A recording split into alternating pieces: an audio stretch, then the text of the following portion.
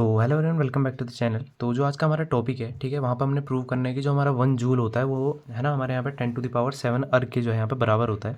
ठीक है, तो देखो सबसे पहले हमको एक चीज़ पता होनी चाहिए। ठीक है, सॉल्यूशन करते हैं इसका। यहाँ पे देखो जो आपका जूल है ना, वो यहाँ पे आपका यूनिट किसका है? वर्क का, है ना। वर्क का यूनिट है ना, जूल।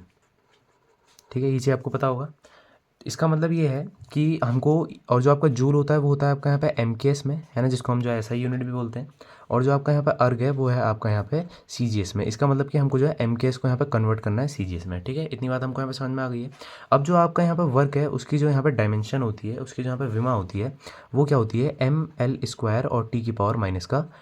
ठीक है, इतनी चीज़ आपको पता होगी। चलो अब देखो, आपका जो एक फॉर्मूला होता है ना, n1, और जो आपकी यहाँ पे यूनिट है ना, सॉरी, जो आपके यहाँ पे डायमेंशन है जिसको हमने यहाँ पे जो कन्वर्ट करना है उसको हम यहाँ पे लिख देते हैं, और यहाँ पे होता है n2। ठीक है, ml² t⁻⁻²। देखो ये n1 है, ये जो आपकी इधर की साइड है ये है mks। ठीक है, और जो आपकी इधर की साइड है ये है आपकी यहाँ पे cgs। ठीक है, तो इसका मतलब देखो जो आपका n1 है ना उसकी वैल्यू हो जाएगी 1, है ना, क्योंकि mks में जो यहाँ पे जूल है उसकी वैल्यू 1 है, और जो यहाँ पे n2 है वो हमने यहाँ पे प्रूव करना है कि वो यहाँ पे 10⁻7 अर्ग के यहाँ पे बराबर है। ठीक है, इतनी बात आपको समझ में आ गई होगी। चलो देखो यहाँ पे n1 है तो इसको भी 1 कर देते हैं, है ना, m1 l1 और कितना हो जाएगा t1। सेम यहाँ पे m2 l2 और कितना कर देंगे यहाँ पे t2। ठीक है, इतनी बात आपको समझ में आ गई होगी। चलो अब देखो ये है ना, इसको जो आपकी यहाँ पे पूरी की पूरी ये जो डायमेंशन है इसको हम शिफ्ट कर देंगे इधर, तो क्या हो जाएगा? n2 is equals to n1, है ना, m1 बाय m2, है ना, m1 बाय m2।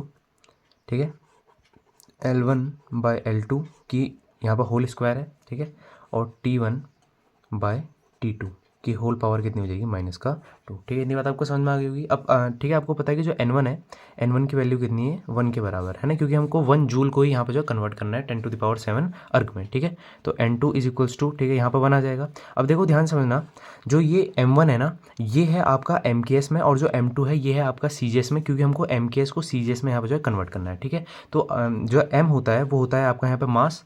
तो आप ये बताओ कि जो आपका मास है उसकी mks में जो यूनिट होती है वो होती है kg, तो यहाँ पे मैं क्या लिख दूंगा? kg, है ना। और जो m2 है वो है यहाँ पे मास की यूनिट किसमें? cgs में, है ना। तो जो मास की यूनिट है वो cgs में कितनी होती है? ग्राम, तो kg बाय कितना आ गया? g। ठीक है, इतनी बात आपको समझ में आ गई होगी। चलो अब देखो जो l है वो है आपका यहाँ पे डिस्प्लेसमेंट, तो mks में डिस्प्लेसमेंट की जो यूनिट होती है वो क्या होती है? मीटर, है ना। और cgs में जो आपके यहाँ पे डिस्प्लेसमेंट की यूनिट होती है वो क्या होती है? सेंटीमीटर, और दोनों का स्क्वायर, तो यहाँ पे कितना आ जाएगा?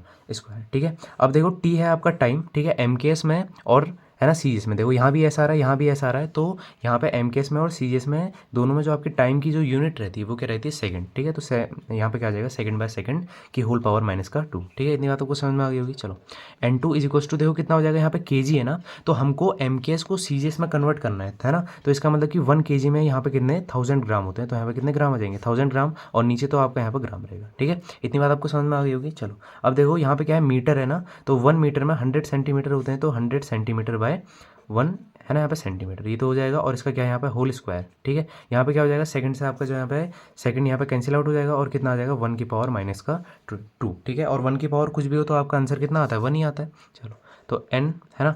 अब देखो यहाँ पे क्या हो जाएगा? ग्राम से ग्राम कैंसिल आउट है, और आपका जहाँ पे सेंटीमीटर है उससे सेंटीमीटर कैंसिल आउट। ठीक है, देखो यहाँ पे 1000 को मैं लिख सकता हूँ 10 की पावर यहाँ पे 3 लिख सकता हूँ। ठीक है, और देखो यहाँ पे क्या है? यहाँ पे 100 है, तो मैं इसको लिख सकता हूँ यहाँ पे, है ना, 10 की पावर 2, और इसका भी क्या है? यहाँ पे होल स्क्वायर ये। ठीक है, इतनी बात आपको समझ में आ गई होगी। चलो अब यहाँ पे देखो क्या हो जाएगा?